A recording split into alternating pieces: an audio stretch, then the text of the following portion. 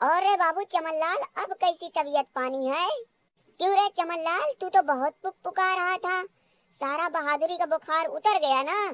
रोमना बेचारे चमनलाल का तो पोपट लाल हो गया। जानसी ना, चमनलाल के साथ साथ अगर लेमन चाचा भी हत्थे चढ़ गए होते ना तो और मजा आता। मैं क्यों रोमना, तू हमारे पीछे क्यों पड़ा हुआ है?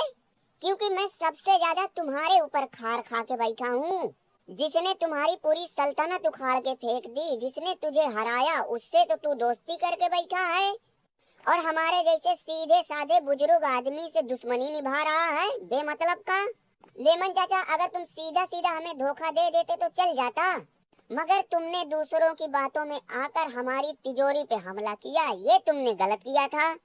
पता है जानसी ना, लेमन चाचा के इस धोखे की वजह से हमारा 6 करोड़ का नुकसान होते होते बचा। खैर ये सब छोड़ो, हटाओ। मगर रोमन रेंज, कल WWE वालों ने एक चीज तो दिखा दी कि यहाँ के किंग अभी भी तुम ही हो।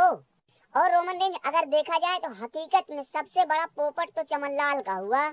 बेचारा मार खाने के बाद जब होश में आया तो हकबका के इधर उधर देख रहा है कि ये क्या हो गई। गलत हुई लेमन चाचा, बहुत गलत हुई, मेरे साथ बहुत गलत हुई। चमनलाल, तेरे साथ कुछ गलत नहीं हुई है, बल्कि तेरा तो बलात्कार हो गई। बरखू भैया, ये तुम लोगों ने ठीक नहीं किया, हमें हुस्कार के आगे बढ़ा दिया और खुद पीछे हट गए। अरे तो बाबू, तुझे बोला कौन था इतनी तेजी दिखाने के लिए? सही बात है, आगे पीछे एक बार तो देख लिया होता।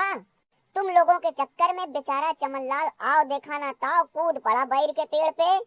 खैर कोई बात नहीं चमनलाल, यहाँ तो ये सब चलता रहता है। अब वार गेम में इन सबों से सूद समेत बदला लिया जाएगा। पता नहीं भैया, मुझे तो अब तुम लोगों के ऊपर एक पैसे का भरोसा नहीं रहा। चमनलाल, हौसला रख बाबू, हौसला रख। अरे दरोगा भैया, इतनी बुरी तरीके से पिटने के बाद हौसला बचा ही कहाँ है कि कुछ रखूंगा। चमनलाल, तू फिक्र ना कर, मैं हूँ ना, मैं तेरा बदला लूंगा। तुम क्या हमारा बदला ले पाओगे? मुझे तो तुम्हारे ऊपर उस वक्त खुद ही हंसी आ गई थी जब रोमन रेंज बाहर निकल के आया और तुम उसे रोकने गए तो रोमन रेंज ने तुम्हें सुपरमैन पंच मार के ऐसा रिएक्शन दिया कि जैसे वो ये कह रहा हो कि चल हटे, तू यहाँ कहाँ से आ गया, कि जैसे शेर के सामने कोई भेड़ी बकरी कुत्ता बिलाई आ गया हो। खैर मंडे नाइट रा पे जो हुआ सब ठीक है था, मगर रोमन रेंज ब्रॉक लेसनर वहाँ पता नहीं क्यों बड़ा ही अटपटा सा नजर आ रहा था। हाँ जानसीना, बाद में हमने भी इस चीज को नोटिस किया था। यार बरखुआ का वो पुराना वाला ऑरा नजर नहीं आ रहा है कि जैसे पहले आता था तो रिंग के 3-4 चक्कर लगाता था, फिर उसके बाद अंदर घुसता था। क्या पता पलान वैसे ही कुछ रहा होगा, मगर ये भाई साहब बाहर निकलते ही इतना जोर लगा दिए कि खुद ही सून फॉल सिटी पहुंच गए। मैं साला ब्राउन ब्रेकर उर्फ फैयाज टक्कर, जिसने भी चमनलाल का ये हाल किया है, मैं उसे रख दूंगा वार गेम में तोड़ फोड़ कर। टक्कर पहलवान, अब कोई फायदा नहीं है बड़ी बड़ी बातें बोलकर। मंडे नाइट रा पे हमने देख लिया कि तू भी भाग गया था पोस्ट दबा कर। और हाँ रोमना, देख वार गेम में कुछ गड़बड़ सड़बड़ करियो मत, जैसा मैं बोलूंगा वही करियो, अपनी मनमानी मत करना। सीएम पंग, गलत बोल रहे हो तुम। वार गेम अगर जीतना है तो सब कुछ हमारे हिसाब से करना पड़ेगा। जिम्मी ऊसो, यहाँ तो साला हमारी कोई बातें नहीं हो रही है। हाँ ये तो है, वार गेम में हमें कुछ बड़ा करना पड़ेगा ताकि लोगों का ध्यान सीधा हमारी तरफ आए। हाँ कुछ न कुछ तो अलग करना ही पड़ेगा। का भैया जानसीना, बड़े ही सूट बूट में घूम रहे हो।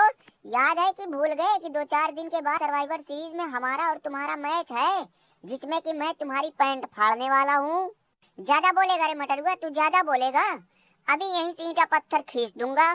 ईंटा पत्थर क्या, मिजाइल भी खींच दो, मगर वार गेम में तुम हारोगे तो हारोगे, ये लिख के रख लो। यार रोमन रेंज, ट्रिपल एच एक चीज बहुत गलत कर रहा है। जो सर्वाइवर सीरीज का पारंपरिक 5 वर्सेस 5 मैच हुआ करता था, उसे सर्वाइवर सीरीज के बजाय बेमतलब का स्मैकडाउन पे करवाया जा रहा है। हाँ यार ये बात तो है, और अभी तो ऐसा लग रहा है कि जैसे वो मैच जबरदस्ती का है।